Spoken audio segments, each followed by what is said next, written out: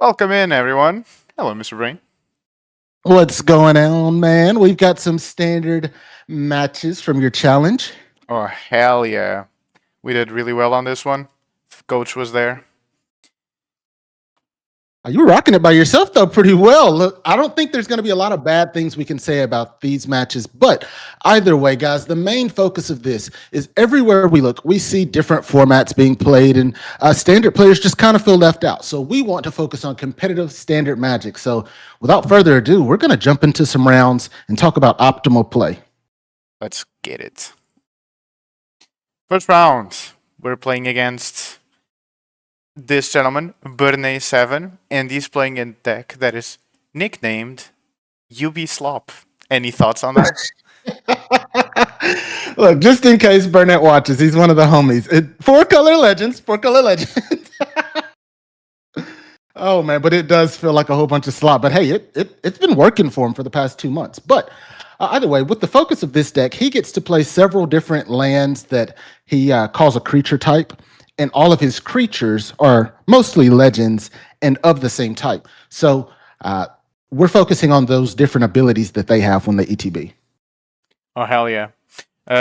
On our side, as you might have guessed, we're on Mono Green Landfall, considered one of the best decks currently in the meta. Playing a slightly switched variant of it called Cards I Like to Play in this deck, with more wargs and more archdruids. True. From your very experienced point of view, what does this matchup look to you in theory? Who do you think is favored? I think it's to the point where he has several creatures on the board that have some type of evasiveness, flying, a way to take your creatures off the battlefield or not being able to block, like Jennifer Walters' backside says. He gets the advantage. But as long as you have a decent 1-2-3 and get to play something like a sapling nursery or a creature with trample, you're going to win most of the time. That's quite curious. I thought that his game plan was bad against us, because the game plan of Harmonizer and the trample creature is, I think, is just too strong for him to deal with, even though he does have some cheap interaction. Oh yeah, for certain. Like I said, if you get the sapling or a trample creature with a Harmonizer, you just win. Yeah, you just win. Yeah, that makes sense. Game one here, already starting to look crazy. A little context for the game. We were watching, so this was entirely streamed on twitch.tv/thepixelnomadics and twitch.tv/himbigbrain. Go follow both. Sure. Yes, sir. We were, for match one, we were focusing on him Big Brain, which was playing Mardu discard against, I think it was Life Gain for the first round. I can tell you.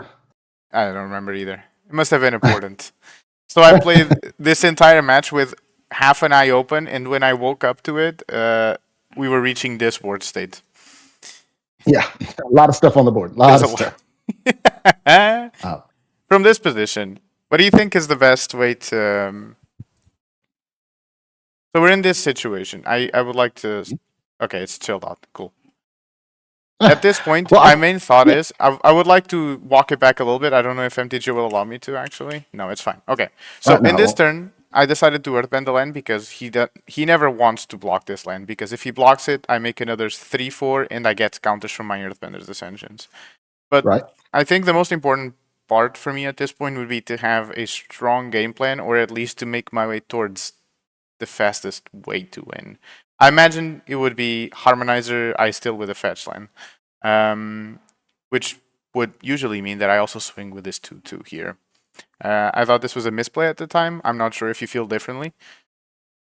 Yeah, I agree that not attacking with the 2/2 is a misplay. The big thing is you want a land to ETB. That way your Ice Teal triggers and mills some more lands for you to get some Ice Teal play going on, since you don't have any fetch lands in the graveyard currently.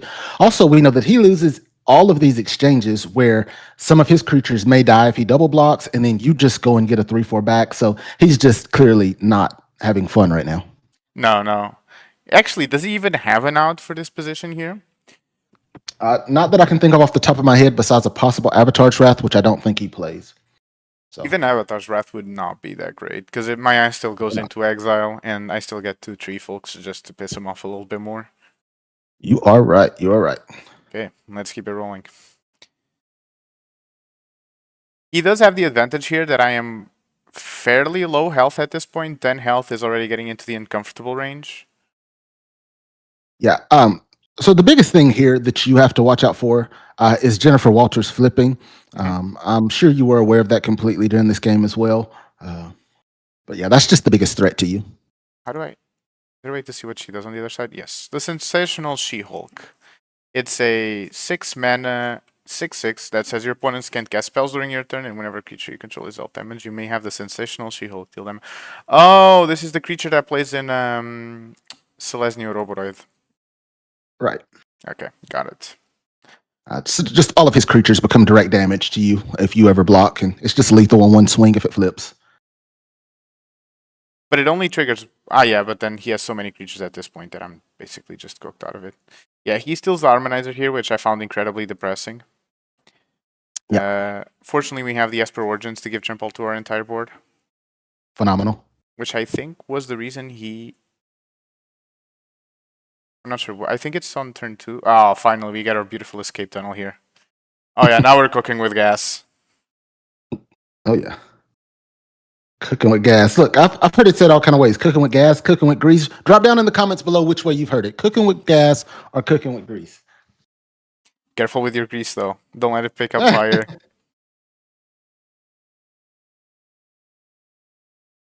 And I believe this is a turn where the game is over. It even shows me slowly putting my abilities onto the stack. Amazing. This replay feature is crazy. For your viewing experience, we have definitely sped this up a great deal. No reason for us to play it in normal time. You don't want to take 50 minutes per match just for us to talk through competitive Magic. Yep. I wonder, curiously enough, at this point, actually, this is probably a good learning opportunity. So I think my biggest deal at this point, fortunately, we had the Esper Origins that helped us close this out, but imagine that I didn't have the trample on the thing. At this point, my main issue was being overwhelmed with how much was going on at this point. Because considering a full swing under these conditions is horrible. My opponent conceded, by the way. Last game from memory. I think the greatest game plan of just 1, 2, 3 was realized here. Kick it off.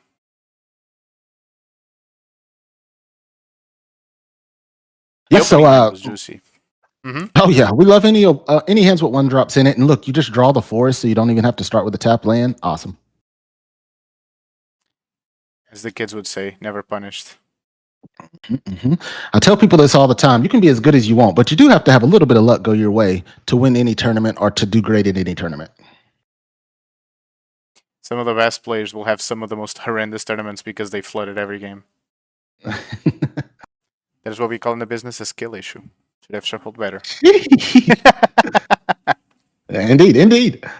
He gets to play his Aang's avatar on you, but even here, he's not feeling great because you just get to play that for cheaper next turn. He doesn't know what your follow-up play is, but if you do have another 2 or 3 mana follow-up play, you get to play both of them.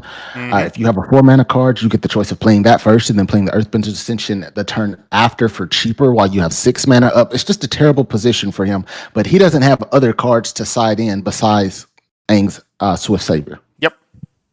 Even though Aang Swift Savior as just a standalone, yeah, is a problem. He gets to load it up with Sheltered by Ghosts here, which I felt like putting me in an awkward position. Fortunately, we got all of our forests, and we'll be able to cast our nursery sooner rather than later here.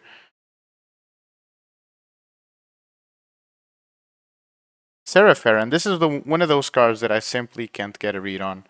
On the one hand, it's cheap. On the other hand, it does not look that good. Yeah, it's just a 2 mana quick way to get something down, make stuff cost less, and be an Anthem. He is indeed one of the only people playing this deck. Until the arena players, of course, saw him playing it, and some of them picked it up there. But this is not a tier deck. It's just it's his deck. I would highly recommend any arena players out there to not craft his deck. It's a lot of rares. It will destroy your economy. Indeed. And they don't go in other things. A lot of them don't. Some of them do. Wondrous Wasp, but yeah. Alrighty then.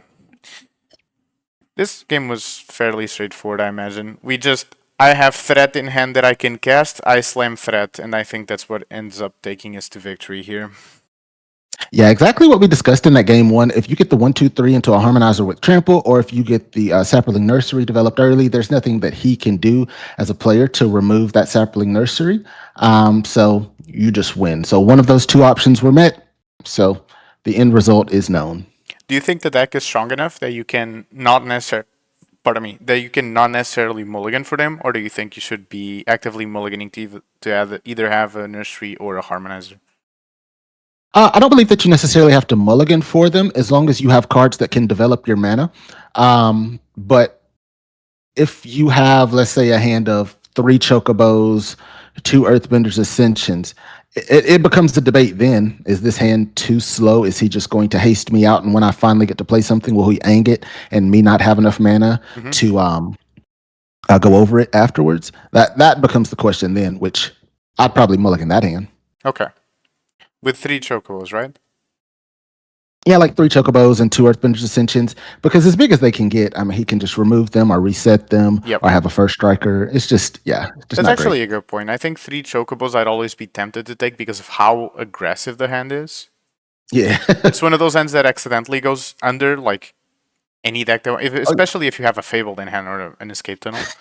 Yeah. You're not wrong. That hand can kill a lot of decks.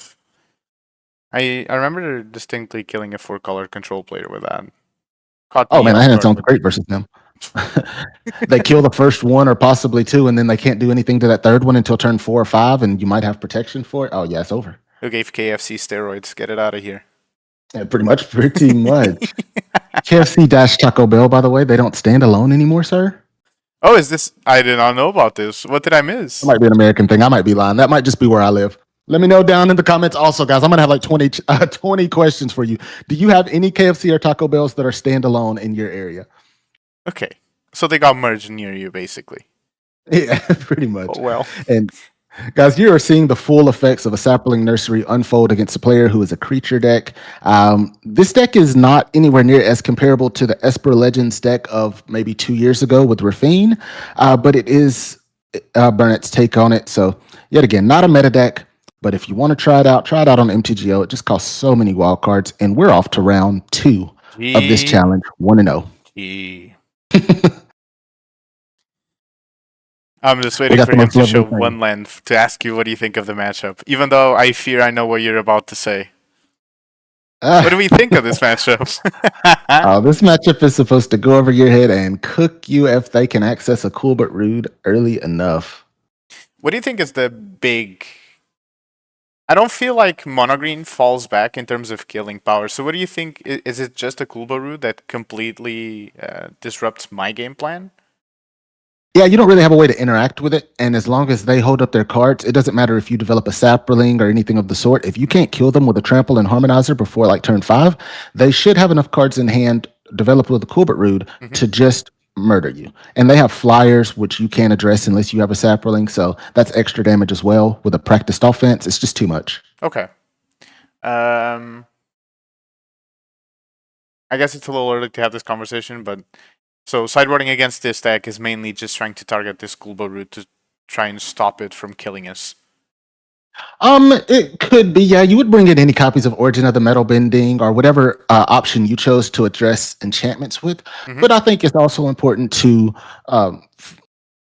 decide how many sapling nurseries that you want to have, because that does get out of hand. And if you check the Kulbert roots, they can attack over a sapling nursery, so it's just over. That is true. But at the same time, isn't it quite slow? We'll get to it when we finish this game, because I think there's an important moment here, because I remember my state of mind at the time was he has 2 cards in hand, and I was like, he doesn't have any discard creature on board. So I double blocked the Moonshadow because I believe that stopping it at 3 is more important than my elf was here.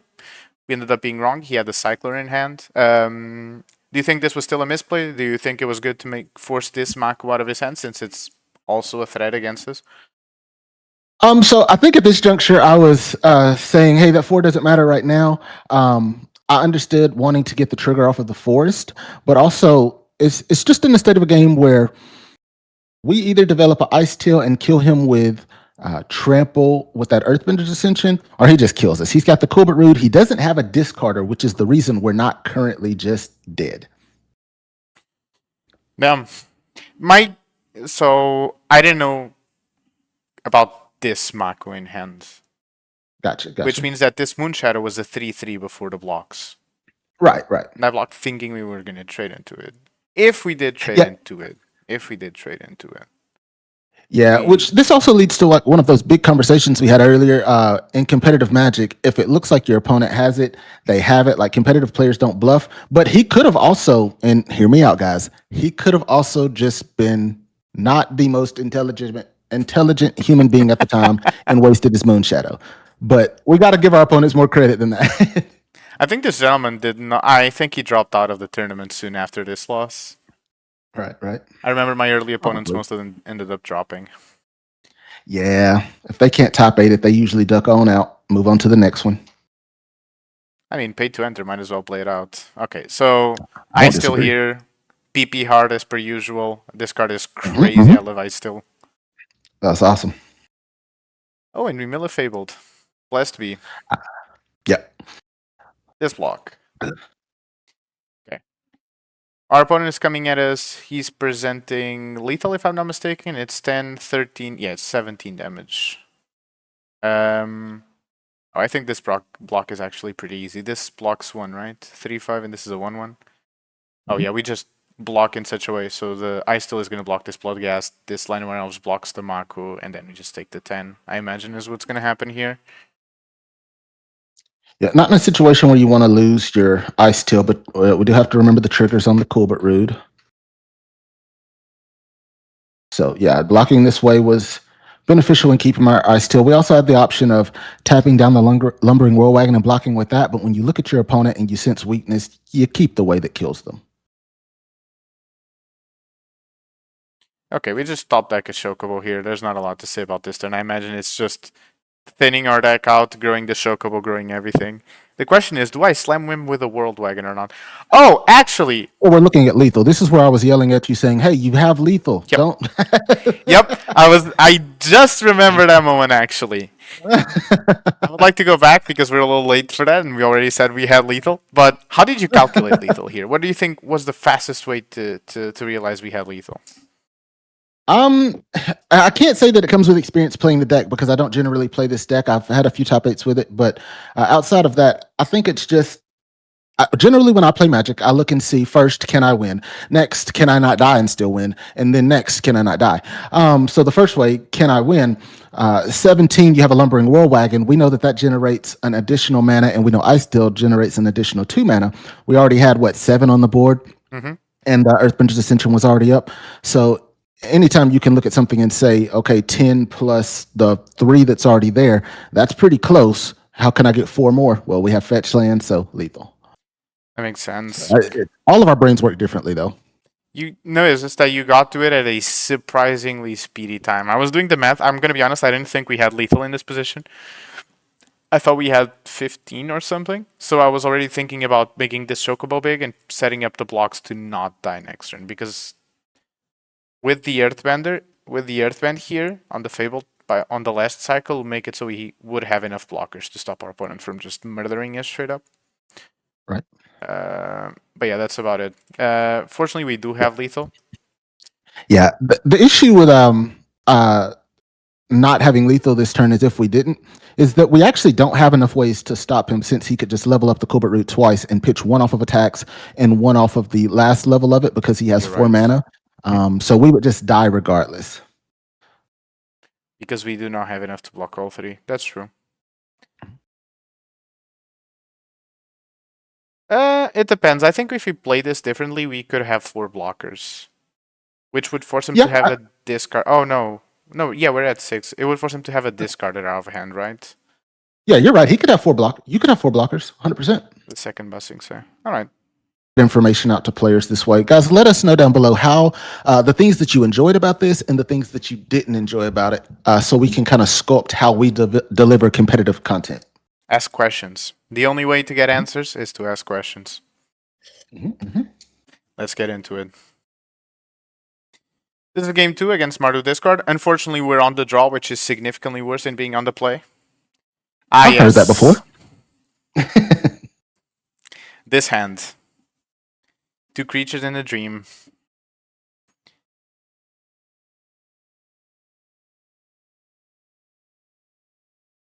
before we get back to my turn, would you have played the elf there or the chocobo? Because my thought process here must have been something along the lines of I need this chocobo to be ready to block, and most of the one drops on the Mardu discard side grow by themselves by just doing your main game plan, anyways.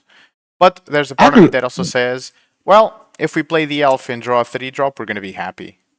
Yeah. I agree with playing the chocobo first because you do have a way to attack and just to play the wolf next turn. Mhm. Yeah, we would hope to draw a 3 drop next turn, but if we have a route right now, I'd prefer to take that route rather than hoping to get lucky on turn 2. Okay. All right. Then we agree. Yep. The only difference is that I think it's to attack and not to block. I mean, when we start taking a lot of damage inevitably from this deck, we're going to want to block a little bit. Yep. Now comes another contentious decision. I think, if I'm not mistaken, would you have just taken the damage here? Off of this play, let's see. What do you need to win? So the first question is, can I win? Um, if even if you drew an Earthbend's Ascension here, you couldn't play it unless you attacked first, and then you could play it afterwards on a Fable. Um, that would allow you to have what 3 triggers. We would still need to draw another land. So I don't see a route to win. So we do need him to move much slower. So I'd probably block here. What would you block? The Terza or the Mako? I think moving off the Mako is pretty good. The one that gets bigger. Yep. I believe that's exactly what I did. I remember I said something along the lines of, fuck this creature. Yeah. And even though, and we drew that Earthbend's Ascension that we were just mentioning that we wouldn't have been able to play without the treasure from the wolf, but it's still just good since we had the elves just wait a turn, just like he did. It's also good practice in general to not break your fetches until you really need to.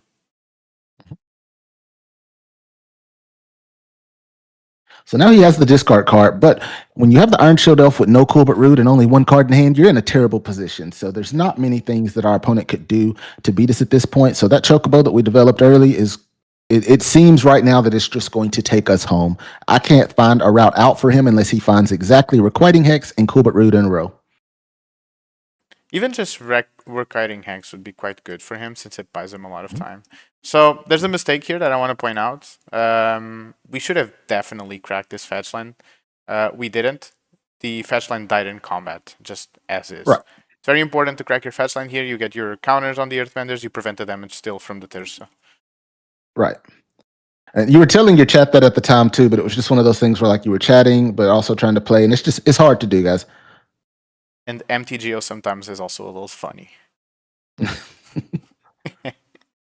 If you go back and watch the VOD of this challenge, you'll hear so many times, all right, chat, I got y'all so you can focus. And then he would just keep going back to chat. And then I was like, no, I want to do chat. I want to do chat. I told him round 2, we're going to win this challenge. It is true, however. He played a second Thirst. I didn't even notice during the game that he played a second Thirst and just discard and had to sack one of the legendaries. Horrendous for him. Yeah. Oh well. I believe at that point in time we looked up his name and he didn't have any great results on his name, so we knew that this was probably one of the list he copy and pasted, which possibly one of the lists I played and 5-0'd with recently. If you want to play Mardu discard, copy the him big brain list. Ah, Success is not guaranteed, but likely. the list changed so often based on the meta, it's crazy. But hey, that's another match down, 2-0. How are we feeling at this point? Confident? Oh, I'm always confident with Magic. Come on now. Well, at this point, I was like, well, we start getting the good opponents now. I'm ready to lose. I remember you saying something like that around round 3 or 4, and I was like, nah, they got to play against us. We don't have to play against them. Okay, the Mir Min. Historically, a matchup that is quite 50-50, but it feels less than that just because of how annoying it is to play it. Yep, they've got some decent removal spells for the creatures that we want to present, but if they don't have the counter spell in the right times for cards like Saproling Nursery, then they just fall off. Yep. However, do be careful with the Washingtons. I believe that in this game we actively disrespected the bird. Be careful doing that in your own games, though. Gives them card advantage. Oh, yeah. Okay, we should probably talk about that. barreling or sapling nursery into 2 mana open like that. Yeah, so I think at that point you had decided that if I can't get this down, I lose. If it gets countered, I lose. So both of the responses were I lose. So I'm gonna do the one that also allows me to win. That's quite a curious take for me because looking back, we could have let the Ice Steel Explorer eat the counterspell here, which would have maybe been a better play. Well, it's a tough take because I'm not countering Ice Steel Explorer right here. Are you? If you were him, Would you just let this Ice Steel run rampant on you? you don't have any lands to let it run rampant, and he also has a bunch of kill spells in his deck. That is true. Maybe he just has a kill spell in his deck and or in his hand and no counter spells. Yeah. He indeed has more kill spells than counter spells in his deck. But from the way he played, he was showing or indicating that he had a counter spell in hand. Possibly. It's hard to say. That Siren Spyglass turn, the Requiting Hex, the turn 2, just immediately before you got to end step. Yeah, it's hard to say, but yeah, it was possible that he had a counter spell. I agree. In my head, he always had it there. Yeah, and I get that too. Like oftentimes when we play Magic, it's they've got the exact answer they need for us. But in reality, sometimes we just have to say, okay, how did they play? And then on the other side of that, we also have to say, what do they have more of? And Pixel made the right call there. He had more removal spells than he does counters. The more cards he gets to draw, the less good our Sapperling becomes. We'll never be able to actually protect it. We assume that our opponent's not an idiot and not going to waste a counterspell on an Ice Tail when we don't have any fetches or anything anywhere. So we jam it out because the reward is too high. That first question we ask, can we win? The answer is yes if this resolves. Sir, yes, sir. I believe I tanked in this turn here because I was thinking about. It ended up not mattering, obviously. But what were you considering? Can I do it in time? No, I could not. What we were considering there is if we would make the Archdruids fight the bird, so the Washington here, or if we would fetch a land with it to try and block. I think we ended up making the right choice, which is we were trying to fetch a land out. We're obviously missing a Fabled at this point, and not killing the bird was not the end of the world, fortunately. I agree. Yeah. Washington's a very cool card, but one blocker versus 18 attackers just doesn't matter. Even though it's going to be a big blocker now. Oh, it is going to be a big blocker. But 1/8/8 blocking 1/3/4 does not stop the other 5 from dealing 15 damage. Absolutely true. Guys, and you see there that the opponent did end up drawing that We Say Thee Nay. So even further to the point, the Sapperling Nursery was a good play there for him and won him the game. Or we assume it wins him the game. We assume it wins him the game. This does go to 3 matches. In this matchup, however, I can confidently say that Sapling Nursery is the card of the matchup. Oh, yeah. If it ever resolves, your opponent just unfortunately has to bend over and accept his fate. Indeed, indeed. Love me some Esper. I was going to make a joke, but I've got to check YouTube terms of service before I make that one. Next time. Next time. See, opponent's now just in desperation mode. He's double blocking. He's an Esper Origins or Esper Monduin, however you say that name. He's just in total desperation. Milling, the reason to play Esper Origins in this deck, you have no cards in hand. You mill an Esper Origins with your Ice Still, and suddenly you have 1 card in hand of your choice.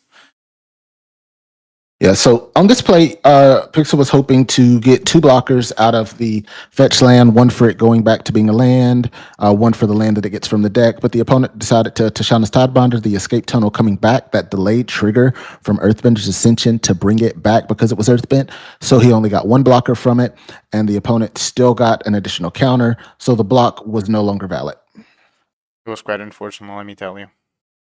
Criminal card is Tashana.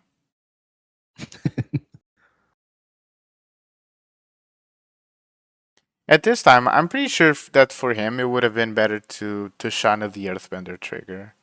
Not the one to come back, but like the putting the counter on it and just disabling it permanently.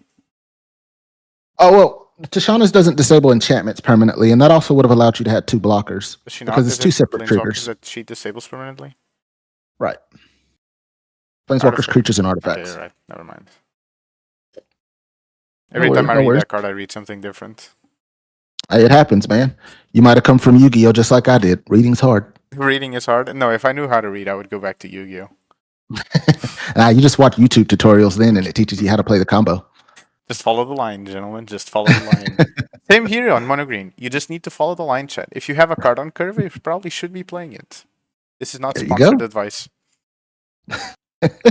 So as you see, that Sapling Nursery taking us home. Opponent wanted no part of what was going on. So off to game 2. Off to game 2 we go. He also Yeah, Kaido fell off for the reason that it couldn't keep pace with all of the creatures in the format at one time. And yeah, it's gonna fall off again anytime that happens. So we'll see what the meta evolves into by the time Hartford comes around, the SCG con there for the standard Spotlight series, which we plan to be there. Myself, Scarecrow, who is our lead mod, or my lead mod and one of Pixel's mods, and maybe Pixel will join us. I think it's going to be hard to have a full trip to the USA in this timeline, but let's keep believing for now. I understand. I hope so. So opponent's kicking it off with a Siren Spyglass. We know that he played that turn 1. He did not crack the map token, so he's clearly signaling to us that he has a counter spell or removal spell. So we play the Sirach, which doesn't mind a removal spell because it draws us a card and it can't be countered.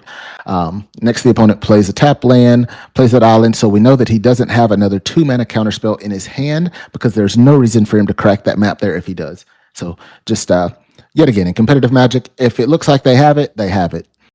Sir, yes, sir. Should we be afraid of a null in this matchup?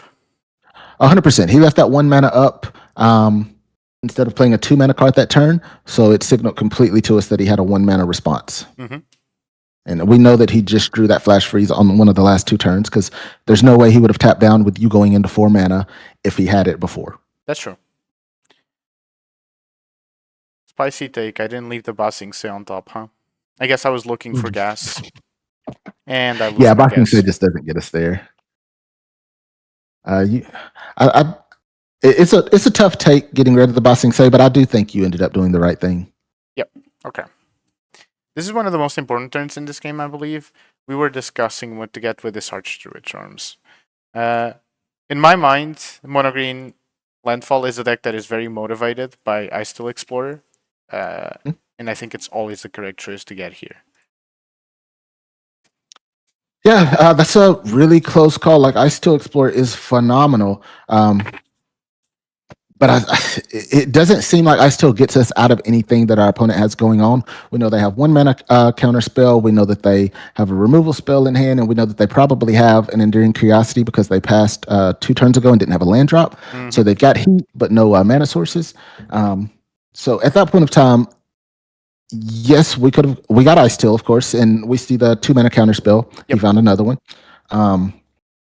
But it's just so dreary for us right now that I don't know what card could have gotten us out of it, but drawing the Sapling Nursery is great. Do you think I should have paid 2 for the We Say DNA? Because in retrospective, what I did is I just let the Ice Steel get countered and resolved my Nursery when he had his doors down. But I guess in retrospective, maybe it would have been a good idea to pay for the Ice Steel to get him to go and fetch or Esper Origins and whatnot. Yeah, I like that idea.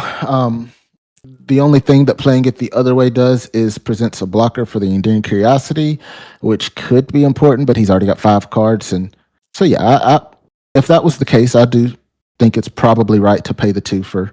We could have. The reason we let it get counters because we had Sapling Nursery in hand, and I was like, well, this way it can't get blocked or it can't get counterspelled, so I'm just going to let the Ice Steel go and ram the Nursery on top. Yeah, I understand that completely. It's hard in that situation to care about the counterspell since he's already played a Flash Freeze and a We Say the Nay, and he probably only has 1 more Flash Freeze plus 1 more We Say the Nay in his entire 46 cards. So that's where you kind of got to ratio him. Okay. Drawing the Sapling Nursery, very good. In case you... the annul here. We did talk about it earlier.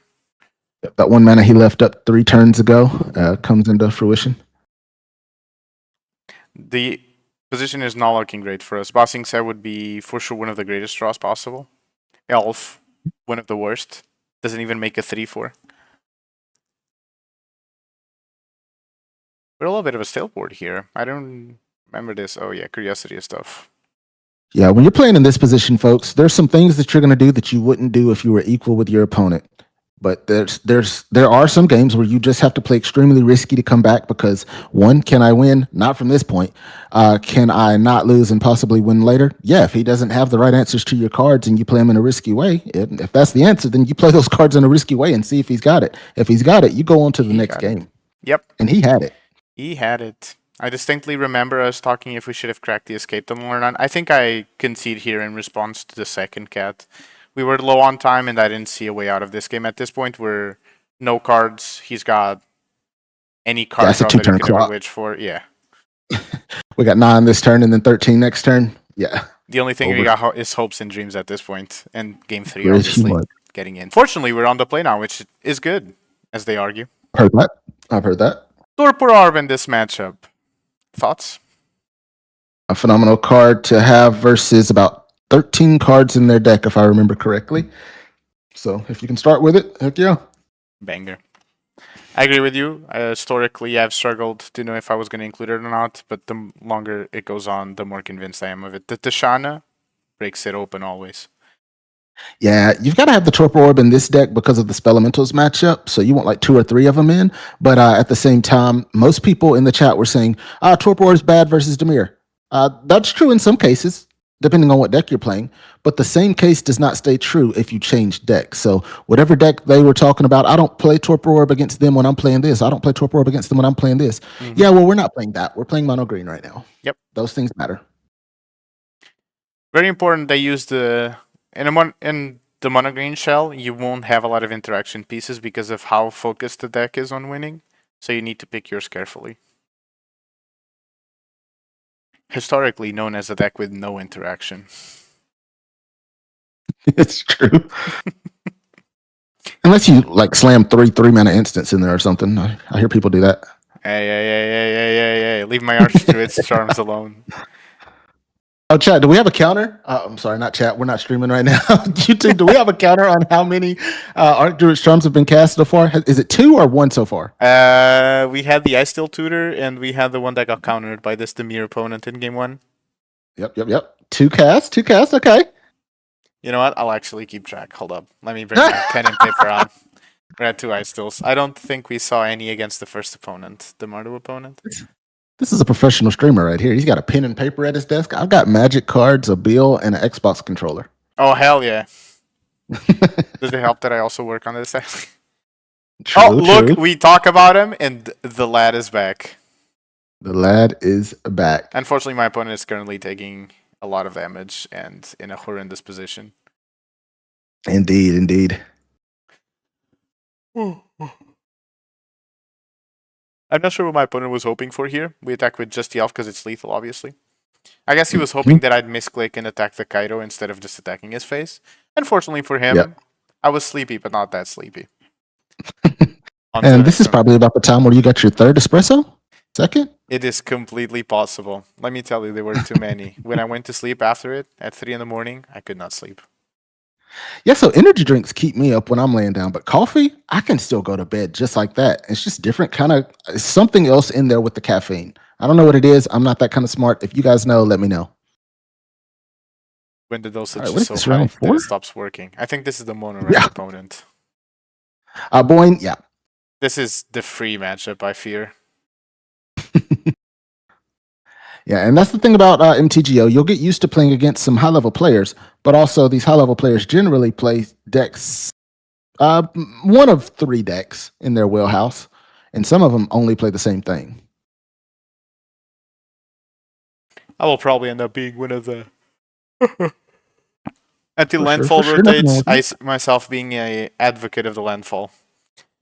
Yeah, you've got another 6 months until Fabled's gone. Set up the lethal here with escape tunnel. My opponent swings into us. It's not lethal, which means we just win no matter what next turn.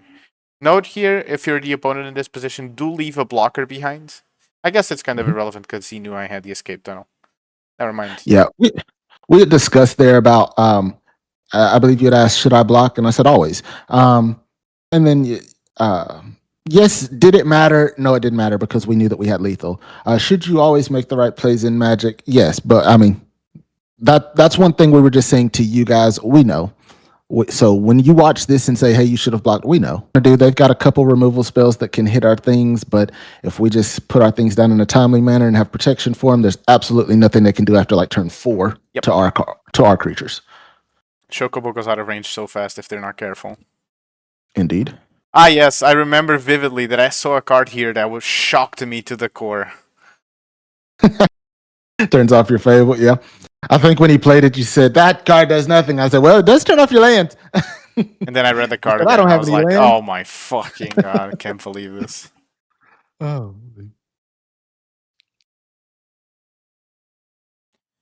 Always be careful about Zao chat. It makes your fetches come in tapped. There's no chat, by the way, just saying. I also fell into the same blunder you just did not 5 minutes ago. Here we go, this is the one. I baited you into it. It's like a yawn. Hmm? It's like a yawn. When somebody yawns, the other person's got to do it soon. It's true. You've cursed me. Indeed, indeed. I'm not even sorry. I'm happy.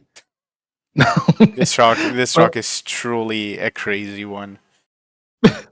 So opponent plays a second Zao. We thought that Nova Hellkite or whatever the card's called was going to come down, but nah, it's just another Zao. I think from here, there's not much he can do. Fortunately, we have Esper Origins in the yard, which is free value. Yeah. What did we reveal here? Ah, yes, a Lumbering World Wagon.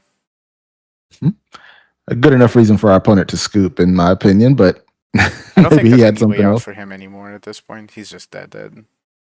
It will require a land and the 4-drop creature that turns all of the pings into 4s. So the Hyatt Claw would hit for 4, and then the next turn it would hit for 4. That's all he could do. The Osier. And even then, it would have not been enough. As long as he didn't have the Razorkin for the following turn, that would have killed you. Because that's rough. Well, but the thing is, he would have also have to block. Would he have? I don't think so. If he plays 7 and 7 is 14.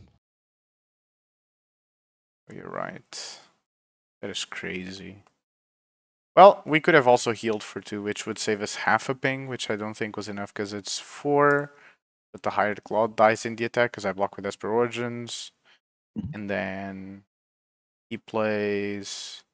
It'd have to be like 2 Razorkin. It would have had to been extremely lucky. Kind of like we were talking about earlier. Yeah. If you can't win, you play for the route that has the way that you win, which is him playing extremely lucky. But yeah.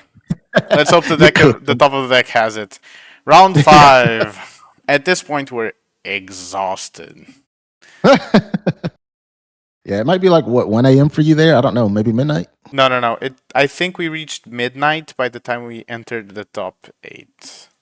But you had also just gotten off of work. I did in fact have a full work day behind me. I call it warm up for the real game. There you go. Warm up for the real business. Yeah, the real shareholder is MTGO. Oh, it's a mirror match. Yay. Nothing to know here, chat. Play Mossborn Hydra. Win. Congratulations. That is the route. He saved the Earthbender's Ascension for the land. Mm-hmm. Fortunately, not cracking it there just means that we had to sacrifice the Ice Steel Explorer. My opponent also had a very good start. Unfortunately for him, he's missing a piece to do something. FYI, chat, we should have absolutely cracked that escape tunnel on the opponent's end step, but I accidentally clicked one and skipped to my turn. Such is life. The reason it was bad is because we're now dependent on milling something with our Ice Steel to keep it going. Indeed. I remember we also spent a lot of time in that decision. I didn't know if I wanted uppies or not, in this case Keen Eyed Curator, to go into my hand or not, because it does have usefulness when he only has his Ice Steel Explorer, but on the other hand I just wanted to find the Harmonizer as quickly as possible to try and close it out. Yeah, I agree with what Pix was saying. The uppies or the Keen Eyed Curator may not seem like a great card in this matchup. Triggers from sending them back to the backfield. It removes the graveyard for the Ice Steel, and that can be pretty detrimental. In this case, I think digging hard for our Harmonizer ended up being the correct choice because he found his, we're going to be forced to lose our ice still anyways here in the block. It's quite curious that he decided to commit. Because he can just do it with the... The more I look at the play from the opponent here, the more shocked I get at how bad it was. I'm not showing him lethal. He traded in his ice still for no reason. I think he just had to hold back and he could have won.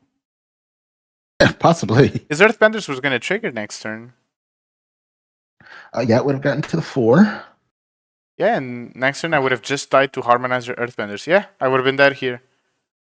But now he doesn't have the ice still. Oh well. This is why you should always look for the quickest lethal. Yeah, the questions matter a lot. Can I win here? And then can I not die and then win later? It's big. What's the in between? Between can I win and can I not die? Is it can I... Oh, it's can I win is the first one, and then can I not die and then win later is the second one, and then can I not die is the third one. Okay, well, you have to ask yourself sometimes twice if you're ready to not die. So obviously, my opponent here is beating the hell out of us. He does in fact have the Earthbenders. Okay, so now it makes sense. He knew that he had the second ice still maybe, and so he just decided to trade in the first one to deny us of maybe winning next turn and ensure that he won the turn after. Well played, opponent. Game 2. Please go That first. does matter. That does matter quite a bit. And let's go.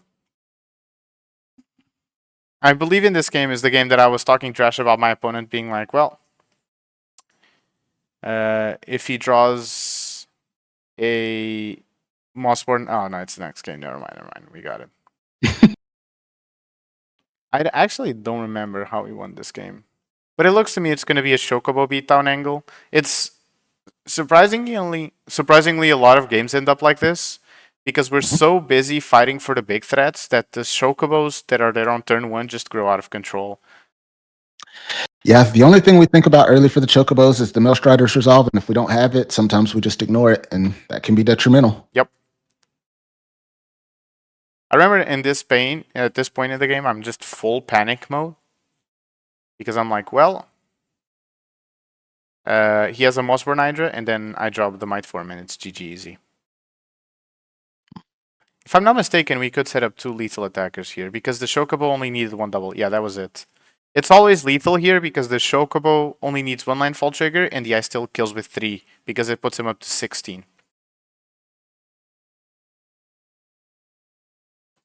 I think another important part of these games, did my opponent concede?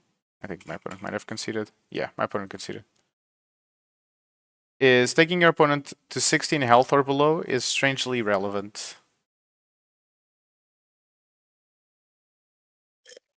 Game 3. Oh, I agree. The natural math progression of 2 being multiplied is, yeah, I agree. Also, don't let your opponent heal to 33 health if you can. That's also bad, usually. It's a whole nother land drop, man. It's a whole nother land drop. Okay. And here we see one of the surprise cards that I brought into this tournament. I was expecting a lot of monogreen mirrors. So Bejeweled Warg, I think, gives us a lot of what we want. Oh boy, that's a Mossborn Hydra. He has Trample coming from Factory, and he helps you cast your big threats by making treasures. Which is why I think he's so good. Ah, yes. Yeah. I want to talk about this attack. I couldn't because the game skipped through it. Do you remember what happened? Not quite. I was insisting on ramming my 3/4 into his Harmonizer because I forgot the Harmonizer Oh, yes. could block.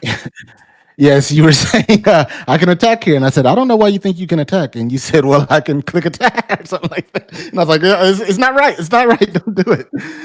Oh, that was hilarious. Be careful when you're tired. Take a step back. I forgot the most basic game rule of all time. I was like, if I attack with a Bejeweled Warg, and then I can put a counter on him, and that means that with 2 doubles or 3 doubles, we can kill him next turn. Completely ignoring the fact that just a most basic 4/4 could stop me here. Anyway. Yeah, that Bejeweled, it has to get the damage through to put the counter on. It's not an attack trigger, but it's still a cool card. Absolutely true. The second Mossborn Hydra. I technically know we won this game, but I couldn't tell you how, because looking at this board, I'm afraid already. Well, opponent has one card in hand, and we die as soon as they find land. But that is the important thing. As soon as they find land. As soon as they find land, yeah. And it needs to be a fetch. It cannot be a normal land either. Indeed, normal land just puts you to 4. Yep. Yeah, fetch land is the way to kill.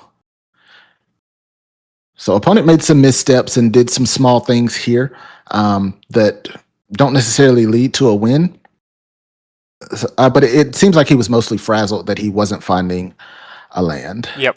Yes, the Mightform Harmonizer is good, but it's not as good as earthbending a land up and then playing that Mightform Harmonizer later. Mm-hmm. It's just, it gives you an additional attacker. And that if he's able to block with it, then it's even better. Don't trigger. In this case, the Bejeweled War coming with Trample from Factory didn't matter because the Earthbenders also helped out. But as you can see, 28 damage is more than your starting health total. It is just GG. I agree. Round 5. Hard to believe we played this many rounds in one night. Indeed. Hey, look, I'm used to it, man. I play these challenges every other day with the chat. What do you think is the most important thing that helps you keep focused during such long sessions? Because I was definitely starting to struggle with just like slips of attention during the games. That's a good one.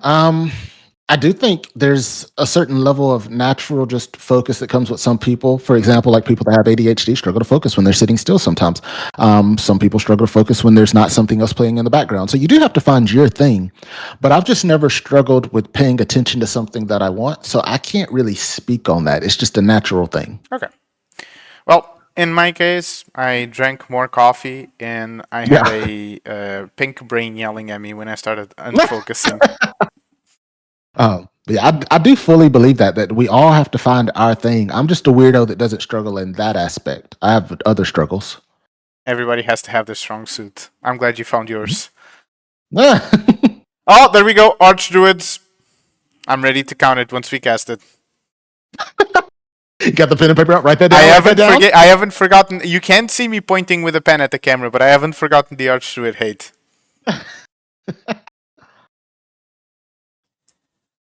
Yep, he swings with both chocobos here. We double block to hopefully get rid of one of them. I believe this was the riskiest play I probably did all tournament. These lists do run Royal Treatment or Snakeskin Veil, one of. Yep. He called his bluff. I don't think he was bluffing. I just don't think he thought that I was going to block there. Oh, I agree. I think, well, I think in this moment I had said, hey, I think Duke's a decent player, but that was stupid. Yep. I was forced to block here, right? No, I wasn't. Yes. I know where we're at. So in here, I think there's a sequence of bad plays by both players. The attacks, I think not blocking is correct. We go down to 1. 1 is more than 0. It's more than 0. You're not wrong. This is where I think the bad playing started happening. So in this position, we unfortunately, if my opponent blocks correctly, we don't have lethal. Right? It was this turn. He decides to block the Might Form with a Might Form, if I'm not mistaken. As he should. We attack with everything. Yeah, that's it. Because then the Chocobo, yeah, that's it. Oh, let me just add that to the Archdruid counter. 3. And fortunately, it was just enough damage for lethal without exactly 17. Which in this his issue was that he went way too hard in, whereas if he held back one of those other blockers, he would have been able to survive and kill you. But opponent had blinders on and started making me question his competitive magic prowess there because it was, hey, I can attack with all of these and put him to 1, or I can attack with all but one of these and put him to 2. Well, does 1 and 2 matter when you're playing in this matchup and you have a Harmonizer? No, it doesn't. You can almost even argue that maybe you should have not just attacked because it was almost always lethal next turn. Mm-hmm.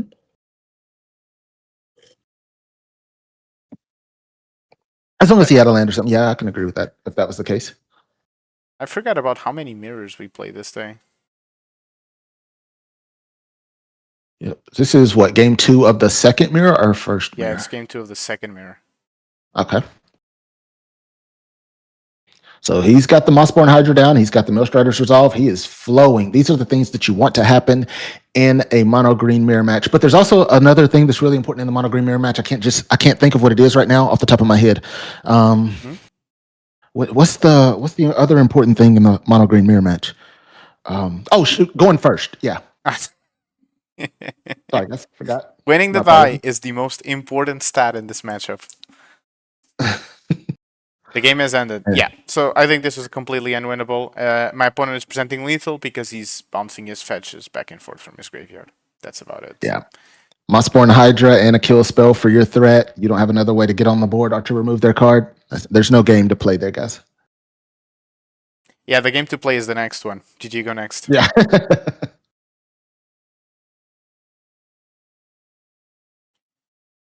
We got an absolute nuts of a hand here. And I was talking smack about how my opponent, if he just elf Mossborn, I would have died. Oh, Archdruid's on the board.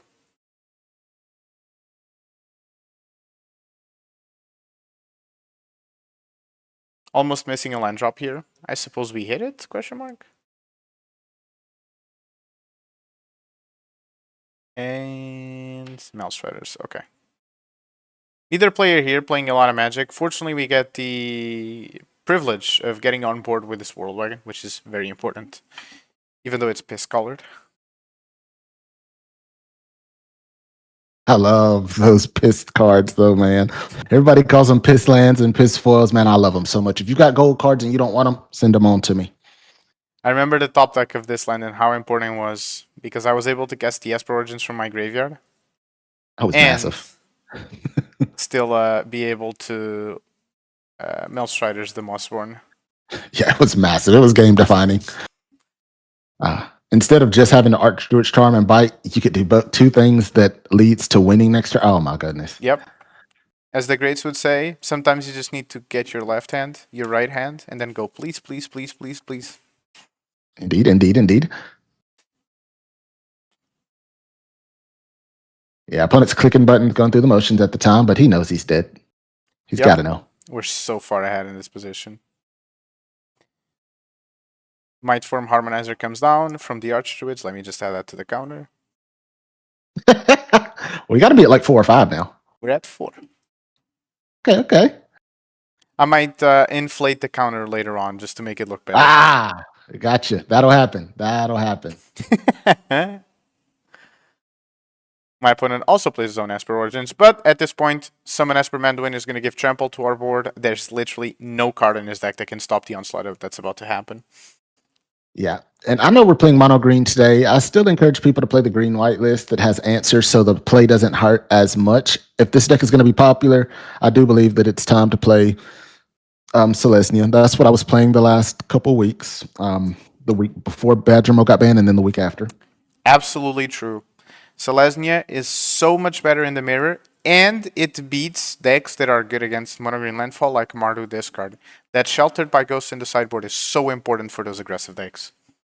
Yeah, that's a pretty good card. I don't disagree. Having access to Rest in Peace right now is pretty important too versus Spelementals. It's got some good pieces, guys. Even versus mono green landfall, incredibly important that Rest in Peace because they play 4 Ice Steel, 4 Esper Origins. You're denying 8 cards of value basically. Yeah.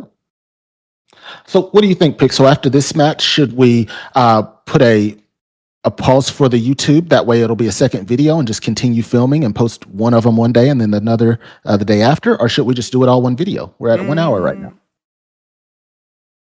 I think we're going to split it into 2 different ones for retention reasons. Good deal. We can also measure how the reception was on the first one.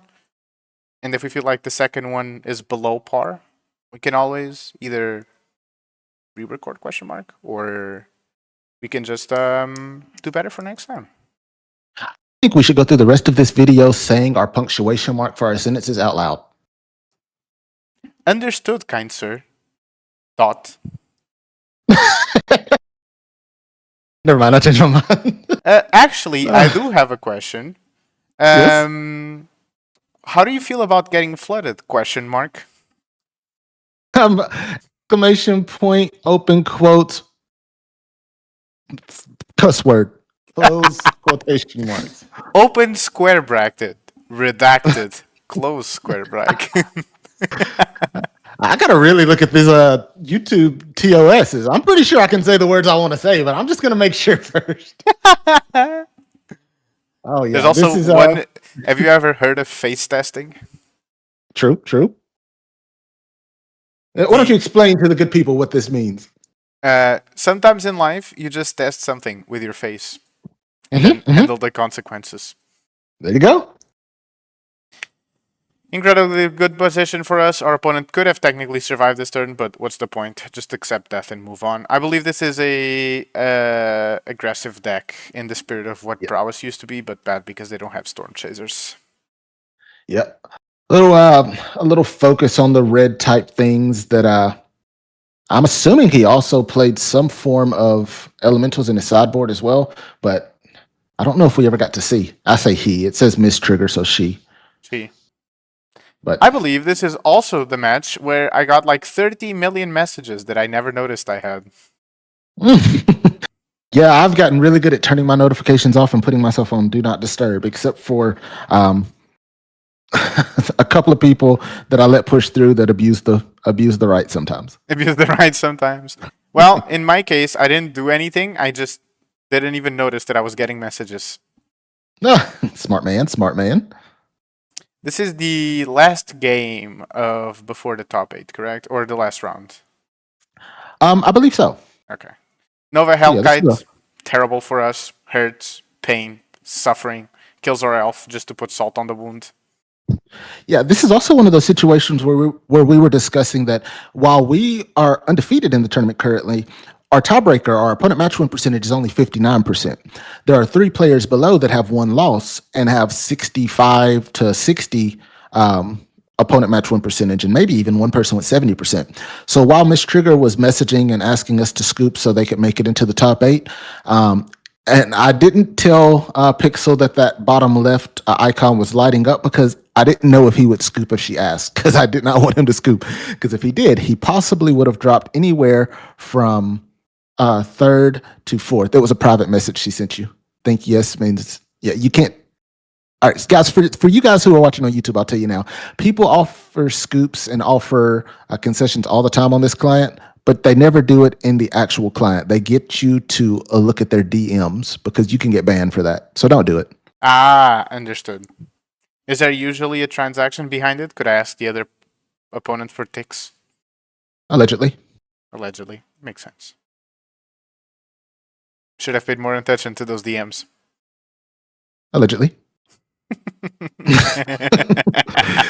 What's this guy, fit? Anyway, Burst Lightning, one of the best cards in Standard, let me tell you. Indeed. Nova Hellkite, let me tell you, horrendous card. Whoever designed this card should be ashamed. I bet it was the same person that made Screaming Nemesis. Hate him. Was it? I don't know. I just want you to know that I think Screaming Nemesis is a well-designed card. Unban Screaming Nemesis, my boy did nothing wrong. All right, guys. Well, I'm going to leave early since we got some bullshit going on.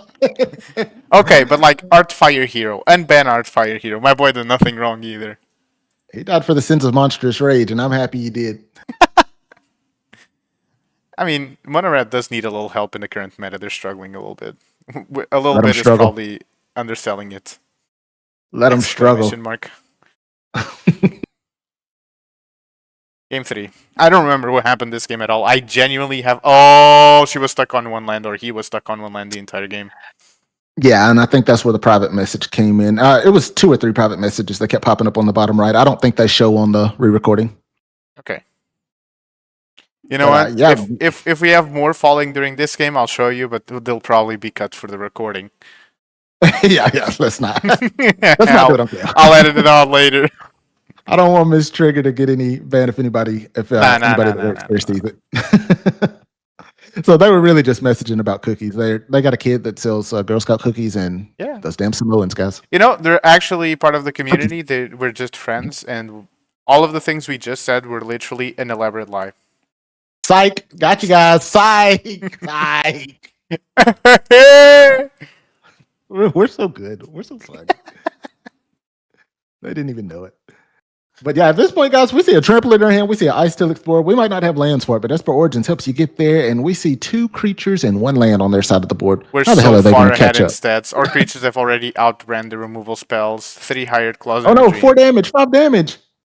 They chose to do 4 instead because the other Hat Claw is going to be needed to block. But lo and behold, if we find the right kind of land, we trigger that Earthbender's Ascension. We did not, but who cares? It's just 1 extra turn. We're also threatening lethal. They do have to block here, which is always good for us. They have no hope. I mean, it's their fault for keeping a 1-lander. Oh yeah, they saw the Burst Lightning. They saw 2 or 3 other 1-mana creatures. I'm assuming they had all of the hired claws. They might have drawn one, and they said, "Hey, if I find another land, then we're cooking." They did not. Well, I guess they weren't cooking tonight. Better order from the Italian restaurant. Exactly. Speaking of Italian restaurants, I used to love Olive Garden. Don't think that people consider that official or authentic Italian, because it's not, of course. But I need to find an authentic Italian restaurant around me. Ooh, but speaking of authentic, we are authentically in first seed of this tournament. So I believe you are going to see the next part in the top 8 video, which we're going to keep going. So we'll see you possibly in a couple days. Besitos to you, beautiful YouTube watchers. Hope you learned a lot. Goodbye.